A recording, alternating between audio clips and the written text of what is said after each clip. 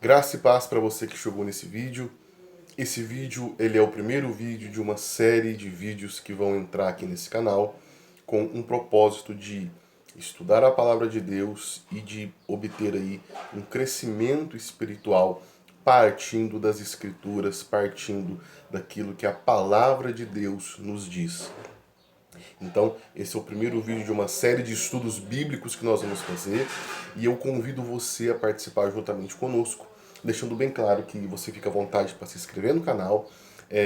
Esse vídeo ele vai ter alguns links abaixo aí com um material gratuito para estudo do assunto que será tratado, né? Um pequeno esboço que foi feito aí, e você vai poder baixar isso aí no seu celular, no seu computador, e a partir disso você vai poder estar estudando a Bíblia juntamente conosco. Esse aqui é um vídeo, é o primeiro vídeo, como eu disse, de uma série de vídeos aqui nesse canal, que agora mudou de nome, se chama Fé e Teologia, buscando crescer juntos no reino de Deus. Bom, conforme até eu divulguei aí nas redes sociais, o estudo que nós vamos fazer no dia de hoje, esse estudo inaugural dessa série de vídeos, é sobre a carta de Paulo a Filemon. A carta de Paulo a Filemon é a menor epístola escrita pelo apóstolo. Ela tem apenas 25 versículos e nem é numerada por nenhum capítulo como os demais escritos de Paulo. E aí, como eu disse para você, a gente fez um esboço, ó, um materialzinho que, como eu disse, vai estar no link aí para você baixar e fazer um estudo. É um material bem simples, é só mesmo para você acompanhar o estudo, mas você pode estar usando ele depois para estudar na sua casa, pequenos grupos e por aí vai. E tudo que a gente for citar aqui e mencionar, a gente vai estar de alguma forma mostrando aqui para vocês, para que esse estudo seja o mais enriquecedor possível. Mas sem demora, pega a sua Bíblia, toma a sua Bíblia aí, se você tem uma Bíblia, e vamos entender um pouco do que se trata a carta que Paulo escreve a Filemon. Bom, a carta de Paulo a Filemon fica ali depois da carta de Tito e antes da carta aos Hebreus. Ela encerra dentro da Bíblia, digamos assim, os escritos de Paulo. Não que ela seja a última carta que o apóstolo escreveu, mas dentro da ordem bíblica de organização dos livros dentro aqui da Bíblia Sagrada, os escritos de Paulo começam na carta aos Romanos, dentro da organização aqui da Bíblia, e termina na carta de Filemon.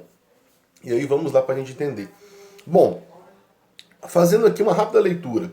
Filemon, a partir do versículo 1, diz assim: Paulo, prisioneiro de Cristo Jesus, irmão de Timóteo, e ao amado Filemon, nosso cooperador, a irmã Áfia e Arquipo, nosso companheiro de lutas, e a igreja que está em sua casa.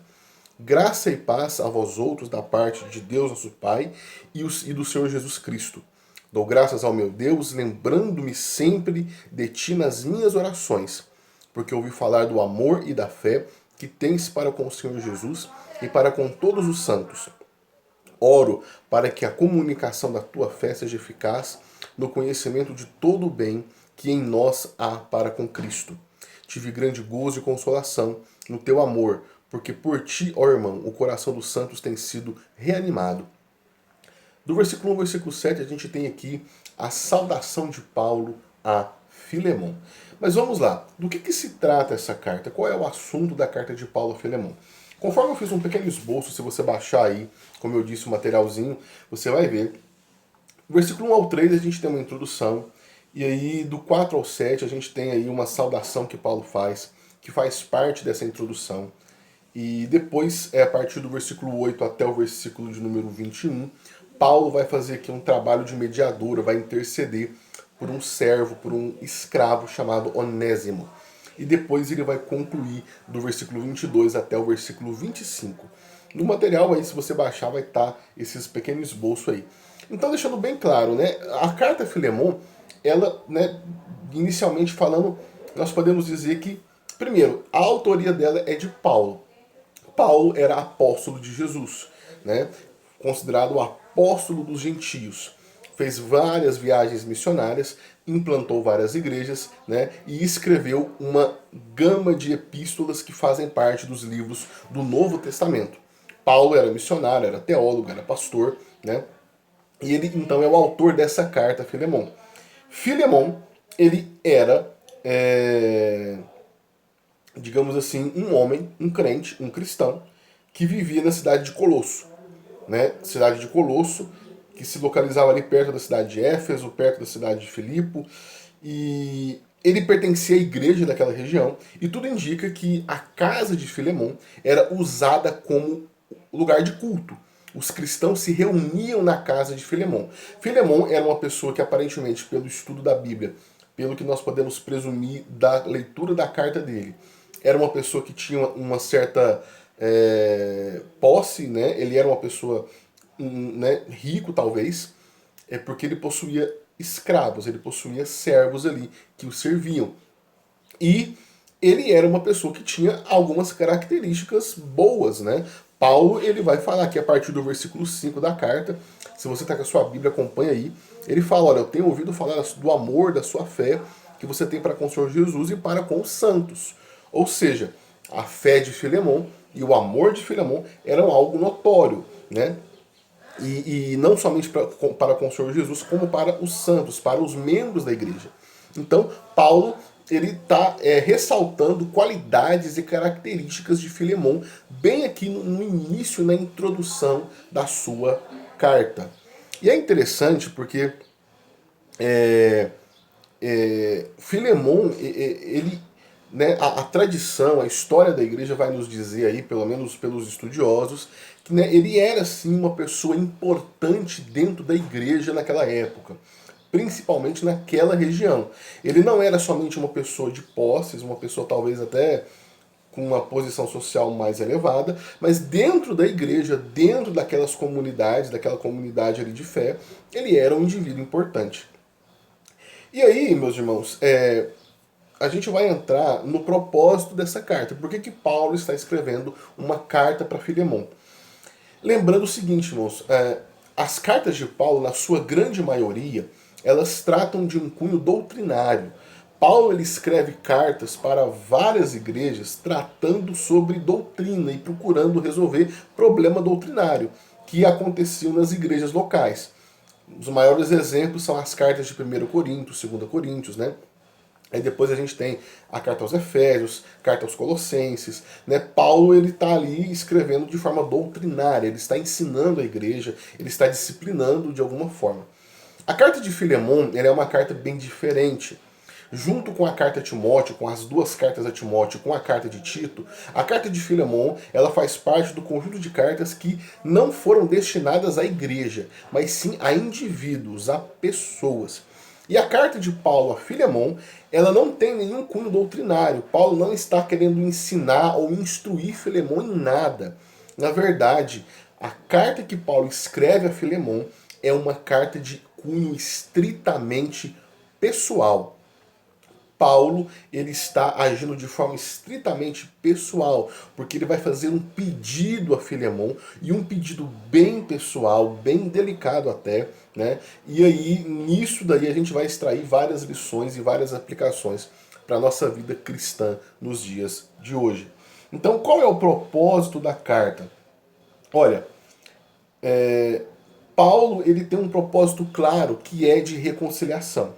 O que acontece? Filemon, como era uma pessoa, como nós dissemos aqui, que tinha posses, rico, de repente ele era ali, tinha servos à sua disposição, e um de seus servos, um de seus escravos, chamado Onésimo, que o nome significa útil, ele foge da casa de Filemon.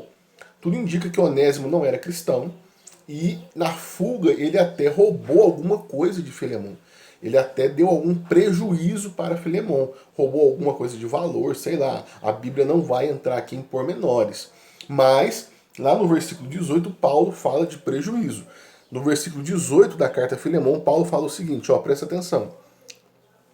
E se te fez algum dano ou te deve alguma coisa, lança na minha conta. Em algumas versões vai estar prejuízo. Se ele te deu algum prejuízo, lança na minha conta. Paulo está dizendo, olha, não cobra dele, cobra de mim. Mas vamos lá. Onésimo foge. Esse é o contexto. Onésimo foge ali da casa do seu senhor, vai para Roma, e nessa época, nesse período, Paulo estava preso. Paulo estava preso. e de alguma forma ele tem contato com Onésimo.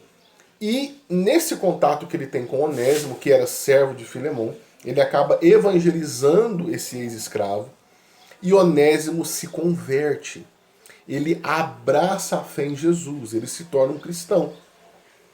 E aí, Onésimo com certeza confidencia a Paulo a sua situação. Olha, eu sou um escravo fugitivo, eu estou fugindo, né? E o meu senhor é Filemon, ele é crente, ele é cristão. E Paulo conhece Filemon, né? E aí, por conta dessa situação, Paulo se vê na necessidade de escrever uma carta explicando essa situação a Filemon e principalmente procurando fazer uma reconciliação entre servo e senhor. Então, o propósito da carta é uma reconciliação. Aí, meu amigo, você que está vendo esse vídeo, vamos fazer aqui um pequeno parêntese. Apesar de não ser o tema da carta é reconciliação. E a gente vai abordar isso, né, mais aqui para o final do nosso estudo. Mas abrindo um pequeno parêntese mais necessário, você está vendo que essa carta está falando sobre um homem, Filemon, que era senhor de escravos, e um escravo que era seu servo, que era Onésimo. E aí surge uma pergunta. Então a Bíblia ela dá apoio e embasamento para a escravidão?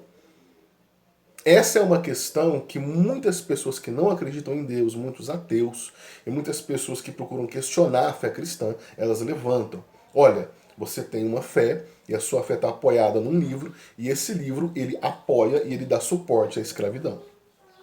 A escravidão, meus irmãos, é uma das coisas mais terríveis e mais deletérias da história humana.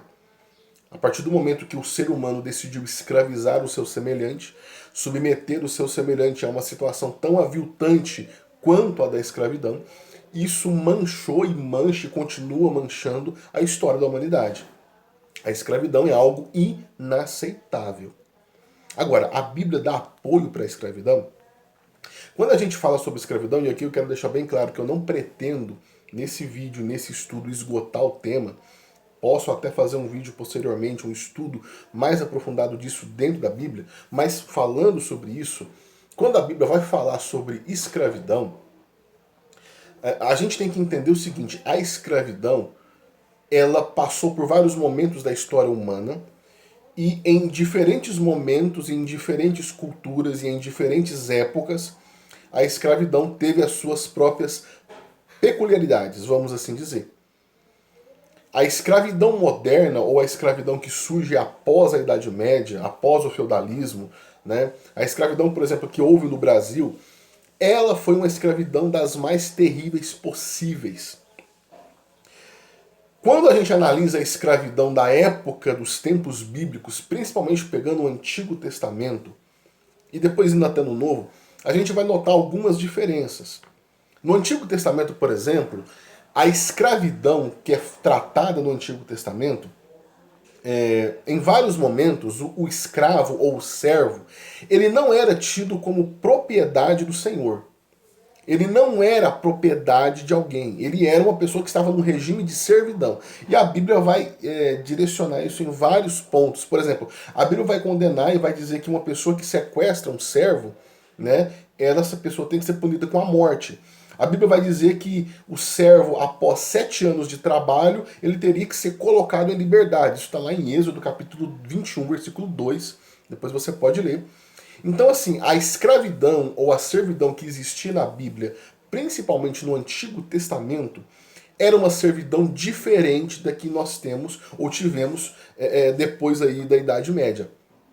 Isso não quer dizer que, né, como se diz, é ruim da mesma forma. Porém, o que a gente precisa ter em mente é que era diferente, né? Em vários momentos, em várias ocasiões, o servo não era propriedade. Ele estava ali muitas vezes por causa de uma dívida, ele tinha que pagar aquela dívida, ele ia servir alguém, pagou a dívida, ele estava liberto. Depois de 7 anos, o servo, dentro do Antigo Testamento, teria que ser liberto. E por aí vai. Não tem como a gente pormenorizar isso daqui. E aí, deixando bem claro o seguinte,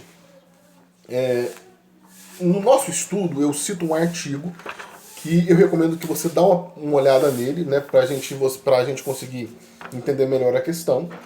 É esse artigo aqui, Por que é errado dizer que a Bíblia é a favor da escravidão? Esse artigo ele foi escrito pelo Gavin Ortland. Ele escreve esse artigo e ele vai falar um pouco sobre como que era essa servidão ou essa escravidão nos tempos bíblicos. E ele vai falar das diferenças que existe entre essa escravidão ou essa servidão que acontecia no tempo antigo com a servidão que aconteceu depois aí na Idade Média e posteriormente à Idade Média. É interessante que ele diz o seguinte no seu artigo, que nesse debate sobre a Bíblia apoiar ou não a escravidão, muitas vezes não se leva em conta a carta de Filemão. Sendo que na carta de Filemão, o que Paulo está dizendo é o seguinte, olha, e nós vamos ver isso mais à frente, ele fala para Filemão receber Onésimo não mais como escravo, mas como um irmão em Cristo. Ou seja, como um semelhante. E eu recomendo que você leia esse artigo que está no nosso estudo. Tem um link para ele, você pode ler. Eu cito alguns trechos do artigo, né? E o que nós precisamos entender é o seguinte: por que Deus permitiu a escravidão no tempo bíblico? Né? Como que isso pode acontecer? O que a gente tem que ter em mente é que, por causa de uma cultura caída, o ser humano é um ser caído. O ser humano pecou contra Deus, se distanciou de Deus e a partir desse momento ele se torna um indivíduo que precisa de redenção. E a partir desse instante que o ser humano, que é um ser caído, que está em pecado, né, ele forma uma sociedade, essa sociedade ela vai ter características de pecado. E muitas vezes uma cultura de pecado surge no mundo e vai surgir no mundo. E Deus, em alguns momentos, ele vai tolerar essa situação, ele vai permitir uma situação. Agora, isso não quer dizer que Deus aprova essa situação. Um exemplo que nós podemos dar é que Deus permitiu que vários homens no passado tivessem mais de uma esposa. Nós sabemos pela Bíblia que reis e patriarcas, pessoas que eram crentes, eles casaram mais de uma vez com mais de uma mulher. Davi, Salomão, Jacó. E Deus permitiu isso. Agora, Deus nunca aprovou isso. Quando a gente lê no livro de Gênesis, Deus diz que Deus fez um homem e uma mulher. E depois nós vamos ler lá no livro de Deuteronômio que Deus vai falar com Moisés, olha, o rei não pode ter várias esposas, o casamento é entre um homem e uma mulher. E então, assim, agora Deus ele permitiu, né? Da mesma forma, quando a gente olha para a escravidão e olha para essa questão da servidão, Deus ele permite isso. Porém, aos poucos, a revelação de Deus na Escritura e a revelação de Deus através de Jesus, Deus vai mudando a história, Deus vai mudando o entendimento dos homens. Quando a gente lê o apóstolo Paulo, Paulo vai dizer que o cristão, nós somos um em Cristo. Paulo vai dizer que não existe mais escravo, liberto, não existe mais senhor e servo, ou bárbaro, ou livre. Paulo vai dizer que todos nós somos um em Cristo, né? E isso é interessante porque isso derruba todo tipo de preconceito ou todo tipo de conceito equivocado que o ser humano pode ter tido ao longo do tempo. Então, a Bíblia, com o seu ensino e o Evangelho com o seu propósito transformador, aos poucos ele vai transformando a mentalidade do homem. E ele vai mostrando para o homem qual é o caminho perfeito que o homem precisa trilhar. Hoje nós sabemos e repudiamos completamente a escravidão. Se lá no passado algumas pessoas viam como normal, nós temos que entender que houve um processo e o Evangelho cumpriu uma função de ir libertando um homem desses conceitos errados, mostrando que Deus não faz acepção de pessoas, mostrando que todo ser humano diante de Deus, ele é igual a qualquer outro ser humano e não deve jamais ser reduzido a uma questão de escravo. Então, eu deixo para você esse estudo, está no artigo lá, dê uma olhada, não vou aprofundar tanto, mas a carta de Paulo a Filemão vai nos dizer justamente isso. Paulo dizendo, Filemão, você precisa receber Onésimo, não mais como escravo, ele é um crente. Recebe ele como você recebesse a mim, né? Ou seja, eu sou um homem livre. Recebe esse homem como se ele fosse livre, como se ele fosse um irmão. Ele é um irmão, não é mais um seu servo, não é mais um escravo e por aí vai. E isso está na carta de Filemão. Então, essa questão da Bíblia apoiar a escravidão não é bem assim. Nós precisamos entender melhor a situação e principalmente aquilo que a Bíblia tem como mensagem para a gente conseguir ter um entendimento amplo sobre essa questão. Mas avançando e entrando aqui já no assunto da carta que Paulo escreve a Filemão, e aqui é o tema central, nós falamos de Cristo sendo o nosso mediador. Ou melhor, Cristo ele vai se tornar o nosso mediador, mas o que eu quero dizer é o seguinte, o tema central da carta é esse, é a reconciliação. Mas como se dá essa reconciliação? Como é possível haver uma reconciliação? Né, no caso aqui da carta, entre um ex-escravo, um servo e seu senhor que era cristão. Paulo vai dizer aqui no versículo 16, você que está com a Bíblia aberta, vamos lá. Versículo 16, Paulo diz o seguinte, olha, a gente pode ler o versículo 15 e o versículo 16. Diz assim, versículo 15, bem, pode ser que ele se tenha separado de ti por algum tempo, para que o retivesse para sempre. Já não como escravo, antes mais do que escravo, como irmão amado, particularmente de mim, e quanto mais de ti, assim na carne como no Senhor. Né? Paulo está dizendo o seguinte, olha, você vai receber Onésimo como um irmão, que eu amo também. E aqui, meus irmãos, né, Paulo está querendo fazer essa reconciliação. É o assunto da carta. Paulo está falando, olha, recebe ele. Né? Ele fez errado, ele pode ter te roubado, te dado um prejuízo, mas agora ele entende, ele é um cristão, ele crê no mesmo Jesus que você crê. Recebe ele, perdoa ele. E aqui a gente pode ver o seguinte, meus irmãos, uma reconciliação é só possível a partir do momento em que Cristo ele se torna o nosso mediador, até mesmo nas nossas relações pessoais. Cristo é o nosso mediador para com Deus. Ou seja, Cristo é aquele que faz a ponte, que nos liga a Deus. Porque ele, através do seu sacrifício, nos abriu um novo caminho à presença do Pai. Agora, Cristo, ele também é o nosso mediador das nossas relações pessoais. Porque a todo momento, meus irmãos, a gente vai precisar se reconciliar com alguém. Nós estamos numa igreja, estamos numa comunidade, convivendo com pessoas que pensam diferente de nós, pessoas que agem diferente. E em um momento ou outro a gente vai acabar, às vezes, ofendendo alguém, ou vamos ser ofendidos por alguém, e vamos precisar de nos reconciliar com essa pessoa. Porque o corpo de Cristo ele tem que estar unido, e para ele estar unido é necessário existir alguns valores, alguns elementos que dão essa união, como o amor, a comunhão. E a partir do instante que acontece alguma coisa que talvez tenta quebrar essa comunhão, é necessário haver uma reconciliação.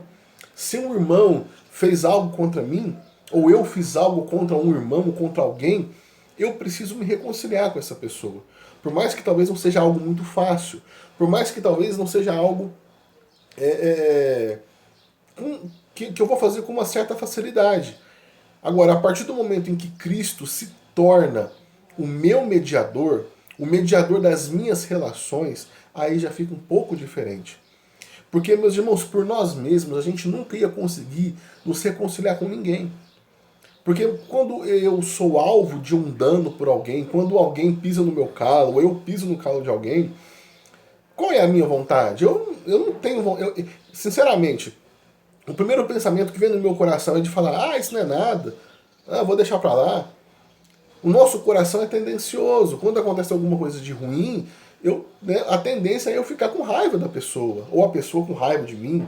Agora, a partir do momento que Cristo é o meu mediador, Cristo é aquele que estabelece um elo entre mim e os meus irmãos, Cristo também é aquele que vai me ajudar nessa reconciliação, nesse processo de perdão, nesse processo de realmente conseguir amar o meu próximo, de conseguir realmente me colocar no lugar do outro, de perdoar, de falar, meu irmão, amém, tá perdoado, não tem problema, vamos continuar seguindo junto, né?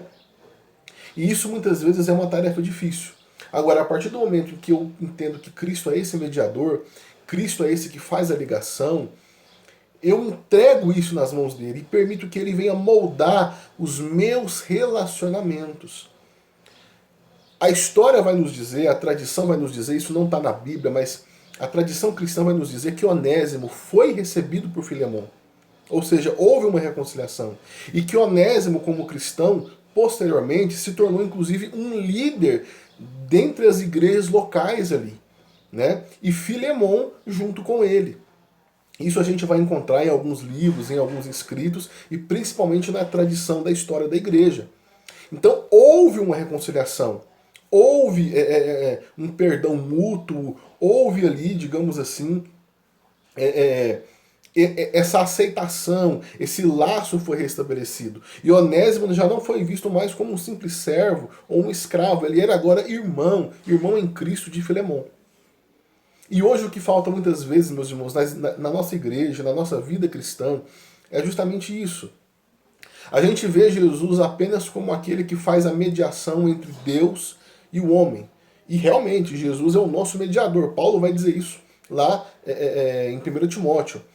Mas Jesus ele não é só o mediador entre Deus e os homens. Jesus precisa ser o mediador das nossas relações pessoais, dos nossos relacionamentos. Não só relacionamentos de amizade, mas relacionamentos conjugais, relacionamentos familiares. Jesus tem que ser o nosso mediador.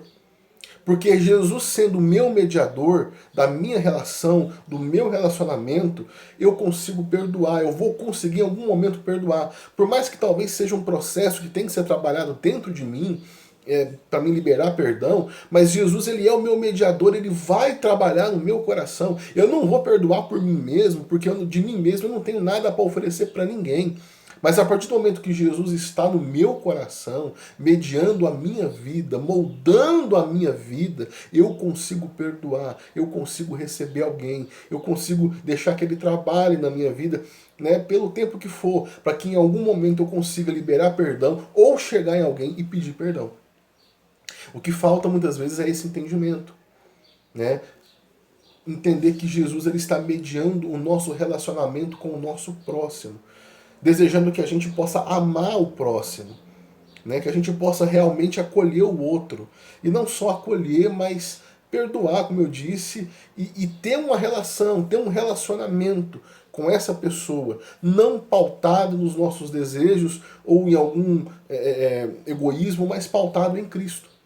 Eu não me relaciono, o cristão ele não se relaciona com alguém para obter vantagem de alguém ou para se aproveitar de alguém. O cristão se relaciona com alguém porque ele ama aquela pessoa em Cristo. Porque aquela pessoa é amada de Jesus e ele quer amar aquela pessoa também. E isso precisa estar presente na igreja dos dias de hoje. Paulo, na carta aos Gálatas, lá no capítulo 3, no versículo 28, ele vai dizer que todos nós somos membros de um único corpo. E esse corpo precisa estar coeso, ligado. E a comunhão, o amor, o perdão é aquilo que liga esse corpo. E isso só acontece quando Cristo está sendo o nosso mediador, o mediador das nossas relações pessoais. Meus irmãos, essa é a grande lição de Filemon, que Paulo escreve em Filemon, que tem que ser aplicada na nossa vida. Essa é a grande lição que podemos aplicar na igreja nos dias de hoje. Entender que a comunhão só é plena no corpo de Cristo quando Jesus está sendo o mediador das nossas relações pessoais.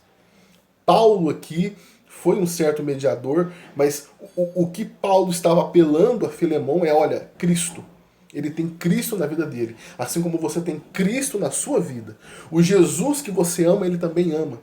E esse Jesus ama a ele e a você. É necessário haver então essa reconciliação. E aí a gente entende aqui, a partir do versículo 20, da carta de Filemon, Paulo diz assim: sim, irmão, eu gostaria de receber de ti no Senhor esse benefício. Reanima o coração em Cristo. Ou seja, Paulo está dizendo, eu quero saber que você está recebendo esse irmão. Eu quero saber que você está compreendendo essa situação. E aí, a partir do versículo 22, ele começa as considerações finais, as suas saudações, e ele encerra a carta a Filemon. O objetivo desse vídeo é esse: falar para você que Cristo possa ser o mediador das suas relações pessoais. Se você tem algo contra alguém, se alguém fez algo contra você, é normal a gente sentir triste, é óbvio. É normal sentir até mesmo raiva. É normal, você é um ser humano. É normal você não querer falar com a pessoa por um tempo. É normal você realmente querer se afastar, né? Agora, entenda, se há no seu coração amargura, se há no seu coração ódio, contra um irmão em Cristo, contra alguém, quem quer que seja, entregue isso para Cristo. Peça para que o Senhor o ajude a ter uma reconciliação e que o Senhor possa mediar suas relações. Se você tem se relacionado com alguém por interesse, se você tem se relacionado com alguém querendo tirar proveito de alguém, cuidado. Esse não é o caminho que o Senhor nos ensina nas nossas relações pessoais. Jesus nos ensina um caminho de amor, de perdão, um caminho de graça, um caminho de misericórdia, um caminho de altruísmo, muitas vezes, que tem que estar presente na nossa vida, porque isso são valores do reino de Deus. Que o Senhor nos ajude a sempre estarmos dispostos a nos reconciliar com alguém, sabendo que Jesus está fazendo essa mediação, trabalhando no meu coração, que pode estar ferido, e trabalhando no coração de uma outra pessoa que eu possa ter ferido, e por aí vai. Mas Jesus precisa ser o nosso mediador. Que Deus abençoe a sua vida. Esse vídeo aí não ficou tão longo, assim, na verdade ficou um pouco, mas é um estudo que nós fizemos da carta a Filemon. Próximo sábado, próximo final de semana, mais um vídeo, mais um estudo da Palavra do Senhor. A gente vai tentar melhorar isso aqui de alguma forma, vai ter mais material. Eu espero que o Senhor possa abençoar a sua vida. Ore por nós, se inscreva aqui no canal, ore por esse projeto. O nosso desejo é realmente divulgar a Palavra do Senhor, trazer um conhecimento bíblico, um estudo pautado pela Palavra e pedindo que o Senhor nos ajude a crescer sempre em fé e em graça diante dEle. Que o Senhor Jesus abençoe a sua vida, hoje e sempre. Até o nosso próximo vídeo.